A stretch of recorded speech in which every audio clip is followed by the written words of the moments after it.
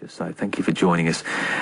If you're on your way home this evening, nice to have your company. Let's talk a little bit about a former SAS soldier from Swindon. The SAS in the news a lot today, aren't they? He's been speaking publicly about post-traumatic stress and the difficulties he experienced trying to get a diagnosis and treatment. Andy Wilson will be talking to us a little bit later on in the programme. He says by the time he was picked up, 11 months after asking for the treatment, he was pretty much dependent on heroin. Now, since leaving the forces last September, when he was discharged for taking drugs, he's been getting help from the charity Talking2minds. It specifically helps people with PTSD. Now, Mick Stott designed its therapy program, and he joins us now. Mick, I was saying earlier, I'm never quite sure about using the phrase PTSD because it suggests a disorder, it suggests something not being quite right, where a lot of people will say, with some of the things that these soldiers have to go through, it's a perfectly natural reaction. Yeah, we totally agree with that. That's one of the first premises on which we establish our communications with guys to us. We allow them to understand that the way they've responded is normal, having been placed in very abnormal circumstances. So what tend to be the problems? I mean, of course, there are as many manifestations as there are soldiers who come to you, but what tend to be the problems that soldiers are dealing with when they come to you? That really is driven by the way the individual thinks, and for some people it's depression, for others it's anger, expressed in terms of violence. For others it might be that they're now alcohol dependent, or they use alcohol or drugs as a way of just distracting themselves or softening some of the symptoms they experience. So it truly is driven by the individual, and they can vary on nightmares, flashbacks. It can be a wide range of presenting symptoms. And it can come down to anything, can't it? But, I mean, quite often it can just be a traumatic experience. But I suppose when it boils down, a lot of the time, it's about guilt, isn't it? It's about people coming back and they've seen things and they think, well, how come I came back without having had the same problems? Yeah, for some people it could be guilt. But generally speaking, none of the emotions come in ones. We work with individuals and we look at the individual as an individual. We also, because the guys that they work with are veterans themselves, they feel understood, which is one of the key steps, I think. And then we work with them at the level of, all of these emotions. So guilt doesn't come on its own. It's normally accompanied by anger, sadness, fear, or some of the emotions as well, yeah. Yeah, of course. So what can you do? Well, we basically use direct interventions for working with the memories that are charged with those emotions that you just mentioned. We get the person, as they connect with us, to understand that the memories they have are charged with these negative emotions, and we use interventions for getting rid of the emotional pull, the memories that they keep, but they can now view those memories from an objective perspective. And one of our key things is that there's no real need to revisit any of the content of that memory in any detail, because quite often that's the last thing they'd want to do. Yeah, I mean, I guess, well, you'll tell me, but is there an extra difficulty, if you like, when you're working with someone like Andy who's been in the SAS, where I guess, when you talk about cognitive behavioural therapy, you're dealing with guys who have already had an amount of that at the start of their training, haven't they? Training to be a soldier will similarly change the way that you act and you think. So some of that has already happened in the reverse direction. Yeah, it has, and one of the key things is they will often use the skill sets that they learned within the military. And because of the confusion, they'll think that those skill sets are applicable in a civilian environment. So some of the skill sets they used out in Afghanistan or Iraq will sort of pretty much permeate into other areas of their lives. So they might be spotting targets while they're in Tesco's, or they won't sit in the middle of a restaurant. They'll be spotting the exits and looking for hard targets, soft targets, and using some of those military skill sets, which can really, really throw them into a state of confusion. Yeah, and also, I suppose, make you feel like you're in a bubble because you're sitting in a restaurant doing this where you're very detached from what everybody else is doing.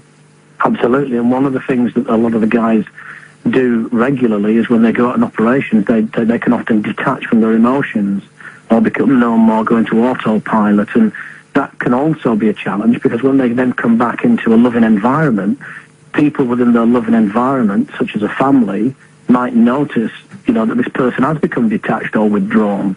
And the last person to know this is often, the veteran as the sufferer himself or herself. Yeah, okay. Well, look, Mick, thanks for talking to us. You've worked with Andy, who we're going to talk to later on in the programme, and you've seen some real progress there, haven't you? Yeah, we've seen some massive progress, and I think as Andy engages with us to come back to do some more stuff, I'm sure that it's going to be of interest to all to see how he develops and grows. Yeah, absolutely. And I know that he has ambitions to kind of work with you so that once he's in a better place, he'll hopefully be able to spread some of that knowledge as well. And, of course, one of the things that Andy was concerned about or brought to our attention, and we'll talk to him about it later on, is how long it took for him to get help while he was serving. And he feels that that's why he ended up dependent on heroin, because he wasn't given the treatment that he might have wanted. We approached the MOD for a comment on Andy Wilson's case, and they gave us the following statement. They said the mental health of our armed forces and veterans is a top priority, and we're constantly looking to improve the care that they receive.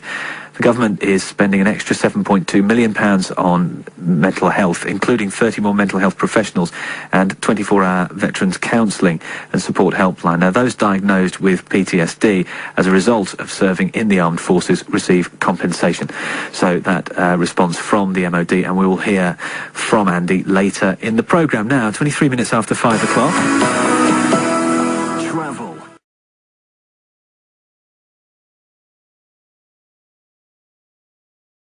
About this, let's move it on a little bit with Andy Wilson, who lives in Swindon. He was until last year a soldier with the SAS. He was commended for his distinguished service. He's spoken out publicly in the national press about his efforts to get a diagnosis for post-traumatic stress disorder while in the services. He claims it took him nearly a year. And by that time, he was dependent on heroin and crack cocaine. And it was only after he was discharged because of his drug addiction that a friend recommended a charity which could help him. Now, Talking to Minds has a therapy program specifically for people with PTSD. The man designed it is Mick Scott, and he talked to us earlier on the program. We basically use direct interventions for working with the memories that are charged with those emotions that you just mentioned. We get the person, as they connect with us, to understand that the memories they have are charged with these negative emotions, and we use interventions for getting rid of the emotional pull, the memories that they keep, but they can now view those memories from an objective perspective. And one of our key things is that there's no real need to revisit any of the content of that memory in any detail, because quite often that's the last thing they'd want to do. Well, that's Mick Stott from the charity Talking to Minds, and Andy Wilson joins us on the programme now. Hello, Andy. Hello. Well, thanks for coming on, first of all, because there's Mick talking about the last thing he'd want to do is revisit all of this. So, it's a brave man who stands up and talks about it. So, thanks for coming on, first off. No problem. Tell me a little bit, before we talk about, I suppose, your experiences in your service, but just tell me about the rub of the problem here, which was your difficulty in getting diagnosed with post-traumatic stress, wasn't it? Yes. I believe, basically, I've done a lot of tours in the military, spent a lot of my time with Special Forces, and been obviously to various countries doing different jobs, different bits and pieces that I can't really talk about. The event itself, I actually got shot in the head in a battle in Afghanistan, and I think as a result of that actually triggered PTSD for me. I suppose it's one of those things you can never know, can you? Because to be, sought out, if you like, for Special Forces, you must have to have shown a certain amount of resilience. But one event can be a moment that just makes you, reevaluate everything. Well, this is it. I believe, I mean, deep down, I probably had issues for quite a long time, but you need something, obviously, of that magnitude, i.e. getting shot to trigger it, which is basically what happened to me. I mean, the problem was actually getting diagnosed when I got home so I could get help. Yeah. I think the thing is, Andy, that many of us, and most of us, and you will as a boy, have grown up knowing that the Who Dares Win thing, the SAS thing, and everybody, assuming that you're tougher than tough. So when you suddenly start to have this nagging feeling that actually you're having some kind of problems, which is, of course, the most natural thing in the world, considering what you've done, there must be real pressure, I suppose. Well, how do I go about telling somebody? Well, that's it. I mean, obviously, it's inbred into you to be the best of the best, and that's why you are, the mission comes first every time. And to be honest, I didn't really want to walk the boat initially, so I sort of kept it in myself and just tried to continue on thinking it would just go. But unfortunately, it didn't, Do you remember when you first told someone? Well, the thing is, when I got home from Afghanistan, I was given quite a bit of leave because I've been away for pretty much just over a year, at war. That's quite a long time. So I got given quite a lot of leave, and whilst I was on leave, these problems were developing. But obviously, as I was on leave, no one was seeing me and didn't realise what was going on. By the time I decided, look, enough is enough, I need to basically tell someone. It was September, and I'd actually got home in April, and come September I decided, right, I need to tell someone. And this is before I touched drugs or anything at that point in time. And I actually told the military, and they misdiagnosed me and sent me home with swine flu for a week. So they're saying you've got swine flu. You're pretty much certain you've got bigger problems than that, and you what? So you decide to self-medicate effectively? Well, I still didn't self-medicate for a bit. The problem was I was having quite a lot of issues with my boss, and because I had PTSD, it was stopping me from sleeping. I was having flashbacks, nightmares, real nasty stuff, you know. And basically, I was deteriorating. My appearance was deteriorating. I was starting to be late for work and all this sort of stuff. And for a Special Forces soldier, that's unheard of, you know. You don't be late for work. You don't do stuff like that. So basically, I started to deteriorate. My boss obviously was getting slightly annoyed with me, and well, for a choice of a better word, potentially bullying me, I think, to be honest. Yeah, I mean, is that not surprising, as you say, you know, once you've reached that level as a soldier, people, as you say, it's just unheard of, it doesn't happen. So are you surprised that the people you were with weren't kind of a bit more, alarm bells weren't ringing, perhaps? Well, this is the problem, because when I went to Afghanistan, I was actually attached to a normal infantry unit. As one rifles, I went out there with them. So I was away from Special Forces for probably just over a year, you know? Yeah. And there's also a lot of jealousy, because the better jobs you want, you know?